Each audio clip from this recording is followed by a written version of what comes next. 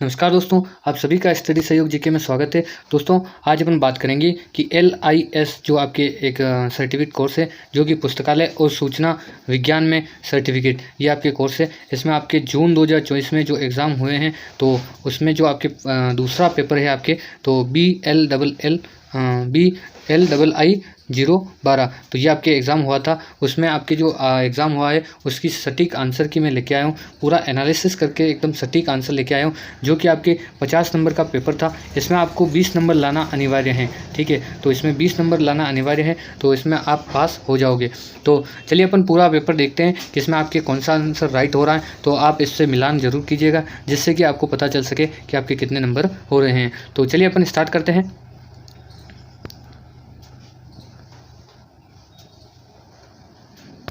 दोस्तों, पहला प्रश्न है आपके, किसी पुस्तक की विचार अथवा वस्तु के कृत्रिम भाषा के अनुवाद को क्या कहा जाता है। तो पहला प्रश्न है आपके, तो पहले का आंसर होगा आपके तीसरा, यानी वर्ग संख्या।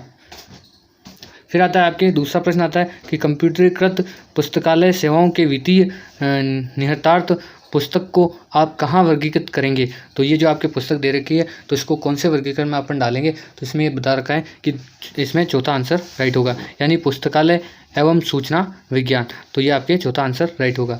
तीसरा प्रश्न है, पुस्तकों का वर्गीकरण करके इसमें रिक्त स्थान के आधार पर भिन्न करके किया जाता है। तो इसमें तीसरा में आपके आंसर होगा चौथा, यानी विषय। फिर अगला प्रश्न देखते हैं, CC 7वां संस्करण वर्गीकरण पद्धति है, तो ये कौन सी पद्धति है। तो इसमें चौथे में आपके आंसर होगा पहला, यानी मुक्ति पक्षात्मक संश्लेषणात्मक, ठीक है। फिर आपके पांचवा प्रश्न है, ब्लिस बिब्लियोग्राफिक वर्गीकरण का पहला संस्करण कब प्रकाशित हुआ है। तो इसमें आपके पांचवें में आपके आंसर होगा पहला, यानी 1940 में आपके होता।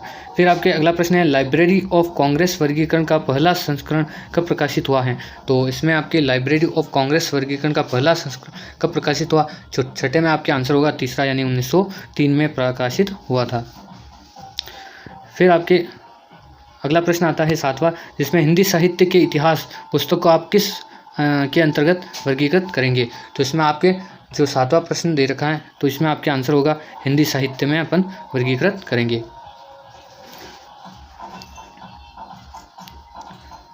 अगला प्रश्न है आपके, पुस्तकालय वर्गीकरण के कार्य निम्नलिखित में से कौन से हैं। तो पुस्तकालय वर्गीकरण इन चारों में से आपको बताना है कि कौन कौन से आपके पुस्तकालय वर्गीकरण के कार्य हैं। तो इसमें दूसरा राइट होगा, यानी पहला, दूसरा और चौथा, यानी आपके तीसरा नहीं होगा, बाकी पहला होगा, दूसरा होगा और तीसरा होगा। अगला प्रश्न देखते हैं अपन,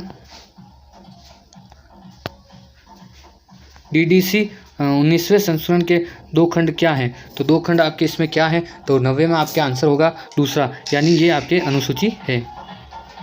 फिर आता है 10वें में आपके, पुस्तकालय प्रसूची में निम्नलिखित में से किसके विषय के प्रलेख उल्लेखित नहीं होते हैं। तो 10वां आपके इसमें आंसर होगा तीसरा, यानी विषय विषम। फिर अगला प्रश्न देखते हैं अपन, 11वां प्रश्न है आपके, किसी प्रसूची पत्रक में पहला और दूसरा शीर्ष होता है। तो पहला और दूसरा शीर्ष होता है, इसमें 11वें में आपके आंसर होगा 3 नंबर, यानी ऊर्ध्वाधर होता है। फिर आता किसी प्रसूची पत्रक में प्रस्तादी विवरण की सूचना से उसके रिक्त स्थान के बारे में सूचना मिलने में सहायता मिलती है। तो 12वें में आपके आंसर होगा 1, यानी प्रस्तांकन की सूचना मिलती है। फिर अगला प्रश्न देखते हैं अपन, DDC 19वां संस्करण में सारणी 7 क्या है। तो इसमें आपके सारणी 7 क्या है। तो ये होगा आपके व्यक्ति, ठीक है। तो ये 7वीं जो सारणी दे रखी है, ये व्यक्ति के बारे में दे रखी है। फिर आता है 14वां है, DDC 19वां संस्करण में प्रजातीय, मानवीय जाति और राष्ट्रीय उपविभाजन में होता है।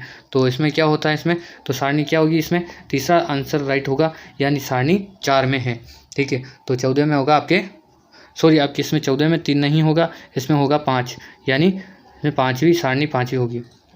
फिर अगला प्रश्न देखते हैं अपन, ओपेक का अर्थ होता है। तो ओपेक का अर्थ क्या होता है। तो इसमें होता है, चौथा प्रश्न है, ऑनलाइन पब्लिक एक्सेस के टोक, ठीक है। तो इसमें आपके 15वें में आंसर क्या होगा, चौथा आंसर होगा। और आपके इसमें होगा 16 प्रश्न है आपके। बॉटम कार्ड निम्नलिखित से तैयार किया जाता है, तो बॉटम कार्ड निम्नलिखित से किसी तो कोटलेक प्रणाली से आपके बॉटम कार्ड तैयार किया जाता है। अगला प्रश्न देखते हैं दोस्तों, इसमें आपके 17 प्रश्न है। निम्नलिखित में से कौन सी संख्या सलेख क्लासिफाइड कैटलॉगिंग कोड में है, तो आपके 17 प्रश्न में जो आंसर होगा ये होगा CIE, तो ये आपके दूसरा आंसर होगा।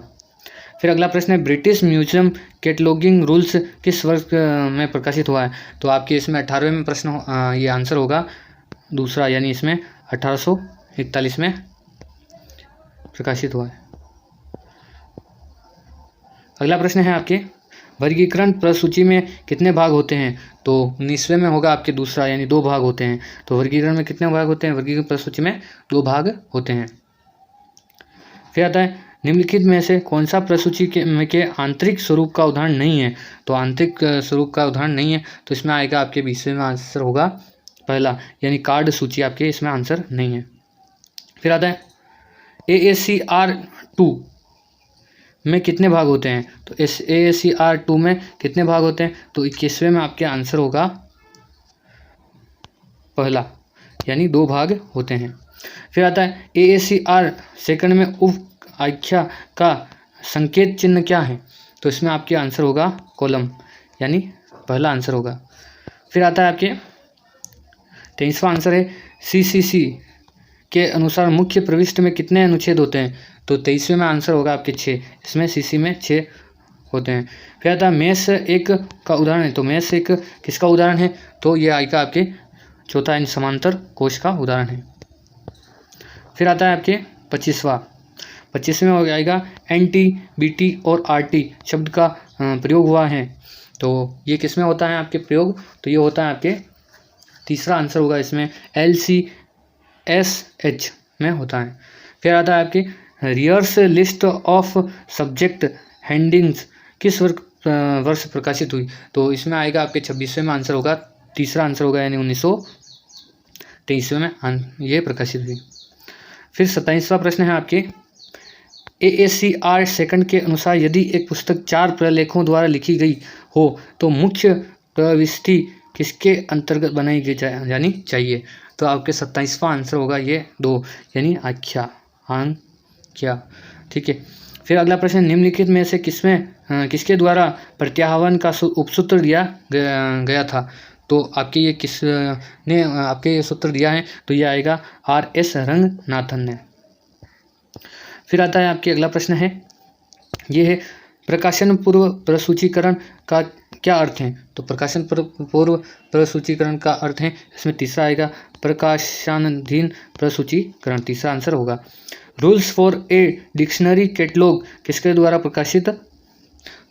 प्रकल्पित हैं, तो आपके तीसरे में आंसर होगा 2, यानी CA कट्टर, इसमें यह आपके आंसर होगा। अगला प्रश्न देखते हैं अपन दोस्तों,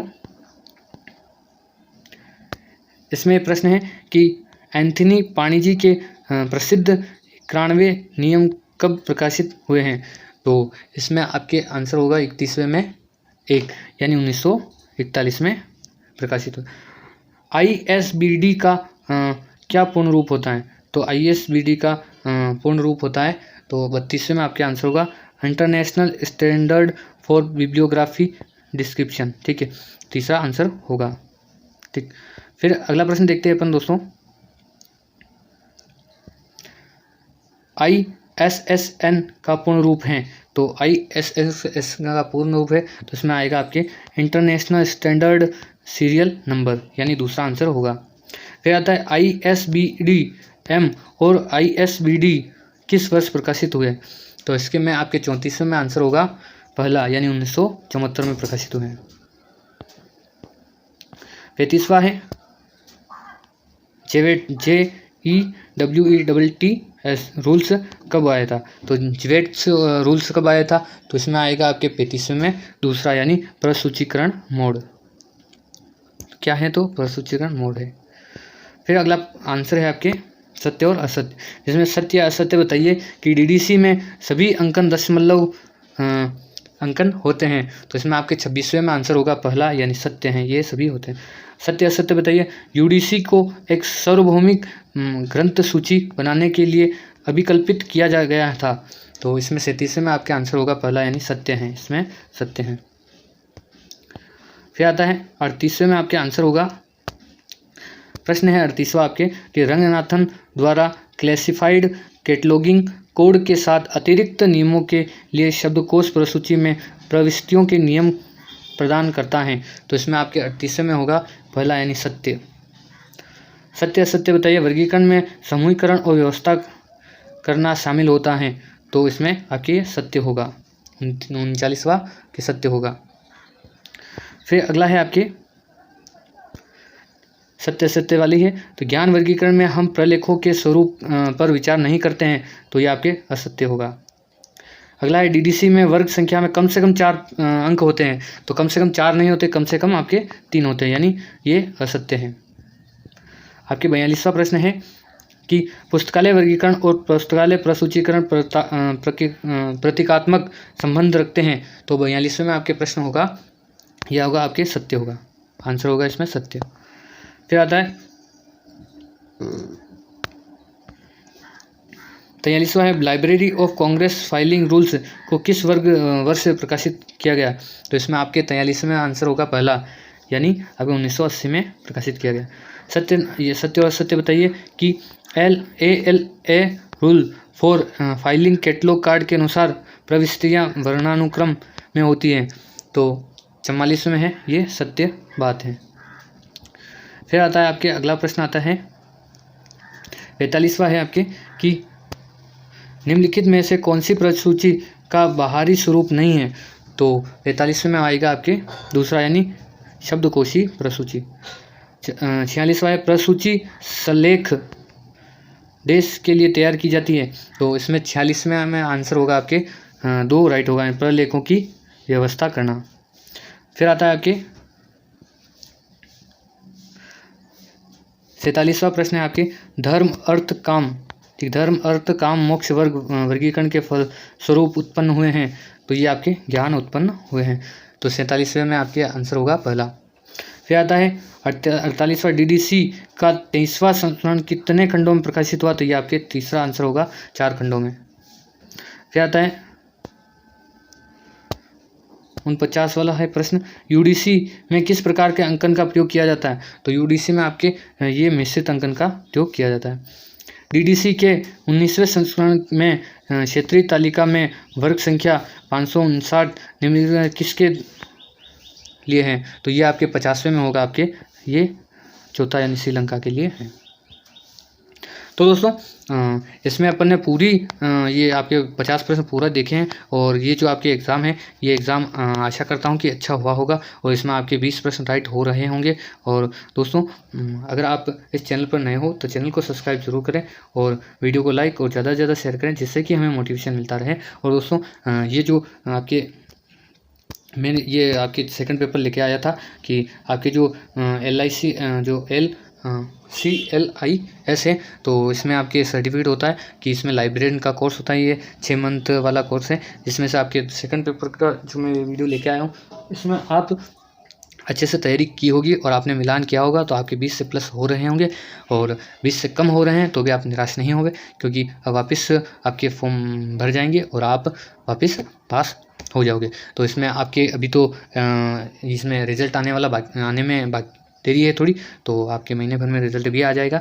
तो मिलते हैं नए वीडियो में साथ में। और आपको ऐसे ही पूरे आपके जो एग्ज़ाम के जो ऐसे आंसर मिलाने हैं, तो आपकी वीडियो देखने के लिए आप इस चैनल के प्लेलिस्ट में जाकर आप ये सारे वीडियो देख सकते हैं, ठीक है। तो मिलते हैं कुछ नई जानकारी के साथ। सभी का बहुत बहुत धन्यवाद।